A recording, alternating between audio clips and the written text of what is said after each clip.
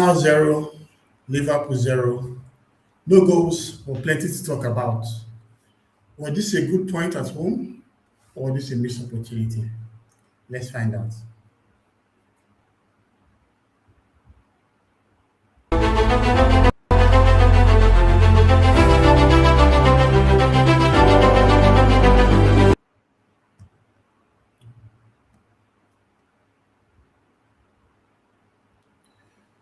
So this was a game that really kind of put me on the edge. Arsenal playing against Liverpool.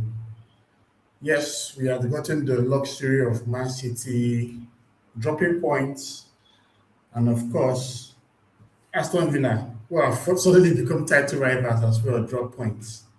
But Arsenal had a very big opportunity here to get a good result against a team that has not played too well this season. This was a team that we expected to win, if we are being honest with ourselves. But for some strange reason, the game was kind of very different. Arsenal didn't play as well as we expected them to.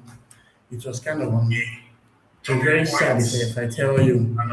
But it's all good. Let's just talk about the game, how we found out, how things panned out. In all honesty, I have mixed feelings about this match. Going into the game, I was quite optimistic, thinking that Arsenal would have enough to get a victory against Liverpool. But as the game progressed, the first half was filled with promise, the second half was something else. I'm torn. In one hand, I've seen Arsenal play against sides like this and not do well despite getting all the possession and all that. On the other hand, I'm like, yes, we're at home. We're coming into this game with 5 wins on the bounce. There was a level of confidence going into the game, seeing how we've been playing in recent times. But unfortunately, it was a draw. So I'll just start with the starting lineup. This was a team that we expected to play with. Raya was in goal, you know. Timber, of course, ahead of Ben White. Hincapié on the left hand side, with Calafiori still not fit enough to play. Arteta kind of said it in his press conference that Calafiori wasn't going to be fit, as well as Mosquera. So we had the regular duo of Saliba and Gabriel in the middle. In central midfield, Mendy was going to be in the holding role with Declan Rice and Martin Odegaard, which also meant that this was like the sixth or seventh game in a row that we did not see a Berechi Eze starting for the team. Obviously, you might see him against Portsmouth, but this was a game that I've loved him to play. In attack, we have Victor Gyökeres leading the line once again with Bukayo Saka and Leandro Trossard on the wings. This is basically our first team pairing, but it was a struggle, in all honesty. It was a struggle. As for our position, Liverpool actually contended with a couple of injuries, as well as there are some of the players like Mo Salah in the African Cup of Nations. But Allison was in goal. Milos Kekes was finally gotten ahead of Andrew Robertson on the left hand side. Played on the left flank. Conor Blary played on the right. Konate and Van Dijk played in the middle. They literally have no one else because Giovanni Leone has an ACL injury, and Joe Gomez has not played football in quite a long time. If you have the trio of Szoboszlai, Alexis McAllister, and Brian Gravenberch, while Cody Gakpo played on the left, Jeremy Frimpong played on the right, and then Florian Wirtz played as the false nine. So this was a simple setup that we expected to see from both sides, but it's all about knowing what we're going to do as the game progressed. So overall, am I satisfied with the draw, or am I frustrated by the draw? I think it goes both ways, in all honesty. First things first, we were quite disciplined in the way we attacked the game. We showed some level of confidence, especially in the first half. But the second half, in all honesty, I was so frustrated. Let's look at it this way. In the first half, we had some good chances, not like clear cuts, but at least Saka had that chance where he dribbled Kekes, dribbled McAllister, played the ball into the danger area, but there was no one to attack it. Trossard also had something like that. Even Declan Rice had a chance like that where he also crossed into the box. Like, Arsenal had some very good chances that were cut across from the byline. But unfortunately, we didn't have anyone that could actually bury those chances. Peter Gyökeres was nowhere to be found. We'll talk more about him when we get to the player ratings. But going into the second half, there was some measure of confidence that, okay, these lads have played well enough. Let's just see how they will build on this. And of course, we had a bench, players that could come in and, make an impact. But in the second half, it was something else. Liverpool starved the team, had so much possession, even had the best chances. There's some very scary free kicks from Dominic Soboslai. When Arsenal played in Anfield in August, all it took was a Soboslai goal to kill off the game, and he had some free kicks that I was kind of concerned about. But it didn't come to fruition, obviously. But my overreaction, I think it's been more of frustration because we had what it took to win this game. Come on, Liverpool is not like outstanding, if we want to be honest with ourselves. They have really been struggling this season. They are fourth currently in the league. They've had so many chances where teams that were not as good as Arsenal came at them and got results. Come on, they lost again away to Crystal Palace. We saw what happened against Fulham just last week. You know, so there's this frustration I'm having about this because I feel that we should have done well enough to at least gain a victory. To make things worse, there was the final corner kick we had where Gabriel could have nodded the ball, but he kind of hit him on his chest and he went wide. And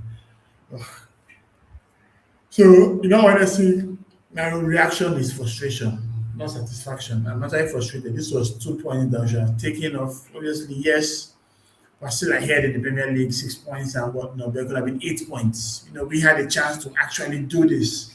We had the players to actually do it as well, but unfortunately, nothing came to it.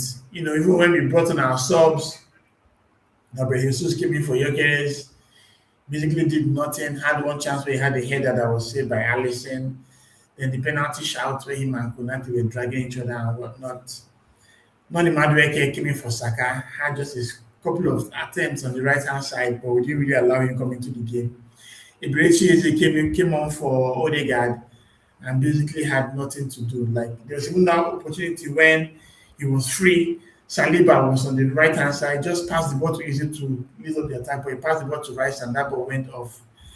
Of course, Nkapie unfortunately went injured, and when Miles Kelly came, the tide just turned to Liverpool, man. Like Frimpong started cooking this young man so bad, and I was feeling so sad for him because Kelly is clearly showing why he's third choice left back at the moment. So let's look at the tactical breakdowns. How did Arsenal fare in this game? Out of possession, our structure was very clear. Our lines were compact, minimal gaps between midfield and defense with no chaos. Our defense was very good. Timber did very well to starve off the trade that Gakpo posed. And Nkapie was doing very well against Frimpong up until his injury. I'm just tired of these injuries. Like they can't stop. They just can't stop. And it's as if the gods gives us some players and takes some. Yes, we're happy that Kai Havertz is back. We're happy that Gabriel Jesus is playing consistently from the bench and whatnot. But we still have players, excuse me, we still have players that are still out injured. And why was he trying to get them to come back into speed? But having players that are getting injured again, it's just tiring, man. Liverpool are not allowed to run through us, but unfortunately, when Nkapie left the pitch and Miles Lewis Kelly came on, Frimpong finally found a new lease of life. That Frimpong, though, can you remember that moment when I think he got ahead of Nkapie in the box and he stripped on himself and was looking for a penalty. And he's still on the ground for like 72 hours. And I'm like, what's going on? Like, I think footballers can't make heaven at this point. It's just crazy. But then they try to con the ref and stuff like that. In midfield, yes, we had control. We didn't really expect fireworks. Of course, Declan Rice had an amazing game against Bournemouth. But, with the likes of Gravenberch and McAllister and Soboslai, it's going to be a real battle. And, of course, there was Declan Rice, there was Mendy, Odegaard, a couple of passes here and there, but, nothing clear-cut. We forced Liverpool to play in front of us rather than through us. And, of course, with the dominated space, we have to give credit where it was due. We played very well. We didn't panic. We didn't make any rash challenges. We didn't commit any silly fouls in dangerous areas. Arsenal did what was expected of them to have a good game against Liverpool. Yes, I know that we did well with our recovery runs, limited Liverpool's threats, but there was that time where we had a lapse in concentration where Saliba wanted to give a back pass to Raya and the ball fell to Bradley, who chipped the keeper. But thankfully, the ball clipped the post. That would have been an absolute disgrace if the ball actually went in from such a chance that was created from out of nothing. The first half was really good from us now. We had more possession. We didn't really have much chance. And Saka had a shot that was saved by Alisson, But that second half was an aberration. We were very disgraceful. We didn't show that passion, like we wanted to even win this game. I was just tired of what I was watching. Which brings me to our attack. My lord. Yes, we have been scoring so many goals in recent times, but today our decision making was poor, especially in the final third. Timber had a couple of chances where he was in behind the defense, but his final ball was lacking. Gyökeres, my lord, was nowhere to be found. When he got subbed for Jesus in the 65th minute, the commentator said that he had had only 8 touches of the game. 8 touches. One, I think at this point we just need Havertz to come back. If Arteta is not going to trust Gabriel Jesus to start ahead of Gyökeres, then maybe his love child, Kai Havertz, will be the one because, man, I don't say we'll be scammed, but I don't know, man. I'm tired. In all honesty, I'm tired. Didn't know what I expected when he came through. I actually thought he was going to come and at least score 15 to 20 goals. But right now, he has been on 6 goals from him for as long as I can remember. And there's even 5 up until then, we even allowed him to play a penalty to give me 6 goals. Gyökeres is struggling. Like, our movement is pathetic. He's not just doing what I expected of him. I'm really frustrated with the way he is playing. And obviously, after a couple of chances, you could see what happened. He had to be subbed out. Saka had a good game initially. When the second half he got tired, Kekes was getting the better of him. In the first half, when he was very fresh, he was doing well. But he had a tackle from Kekes. There was also that time when the ball hit him on his face. So I think that probably also made an impact on him because I think he struggled from that moment onward. He was not in the same way we're knowing to see how he was playing. Madueke came in but didn't really have enough chances to really impact the game. On the left hand side, Martinelli, yeah, he did okay, had a couple of half chances where he dribbled and kind of half fired the shot. But this was not a good game for Trossard. The guy lads that we really trust to come up with the goods didn't turn up at all. Gibrich, unfortunately, he didn't have the time to really cook, but in the chances he had, it was quite disappointing. Now let's talk about our player ratings. Raya has a 7. He didn't really do much. I don't think Liverpool had a clear shot on goal, if I can clearly recall. But he was decent. The entire defense backline has a 7.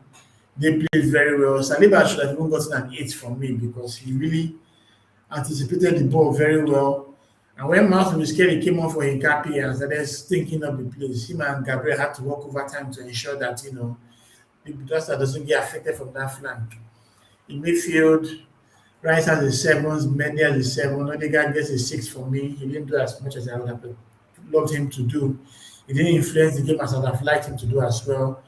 Our attack was non-existent. That's why Saka, Gyökeres, and Trossard all get 6. There are games like that, I guess we should expect things like this, although I'm not happy about it, but it's what it is. So what does this draw mean for us? Right now, Arsenal is on 49 points, 6 points ahead of Man City and 6 points ahead of Aston Villa. But they also have plus 26 with Man City. So Man City is going to play Man United next. And there's no Ruben Amorim. It's Darren Fletcher that was there right now. Got a draw against Burnley. And then Social have been twerking online to see whether they can actually give him the caretaker job. It wants to be like their own Goose Healing or something until they find the final boss or something in the summer. Well, can we trust Man U to actually do something against Man City? Man City have been struggling though, so maybe Man U can actually do something. But our one game is against Nottingham Forest. The team that is spurred on from the win they got against West Ham. Sean Dyche will definitely keep a low block against us. He'll bring us some high-class Satan football, as we should expect from him. But I don't know. Let's just see how that pans out. So who's our next opponent? Our next opponent is Portsmouth. We're going to play them in the FA Cup. this weekend, this FA Cup weekend. I would expect a massive overhaul from the team. I'll do a post-mortem preview on probably Saturday morning because we're playing the game on Sunday, Although tomorrow I'm going to have a video about one area with a guest speaker. We're coming back to this. Yes, we've had 5 wins on the row. Now we're playing against a team in the FA Cup. I would expect us to win and go to the next round and all that. So this is just a quick match reaction video. I'm really not happy about the draw. I think we should have done better. I think we had the squad to actually come at Liverpool, but unfortunately that didn't happen. But these things are, I think I'll just kind of calm down here. You see, a draw is not a bad result. It keeps us with just 6 points ahead of Man City, even though we should have done better. But these things happen. So I think I can just, take it on the chin and wait for the next match in the Premier League, which will come after the Portsmouth game in the FA Cup.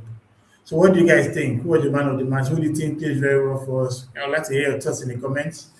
And it's good to be back. I've been on the hiatus for quite a while, but good to be back. The videos will keep coming in, and we're going to keep cooking to see how we make things work. So thanks for being here tonight. It's quite late at 12 a.m. right now in Nigeria. So it's high time to get some zzz because there's work tomorrow and whatnot. So till then,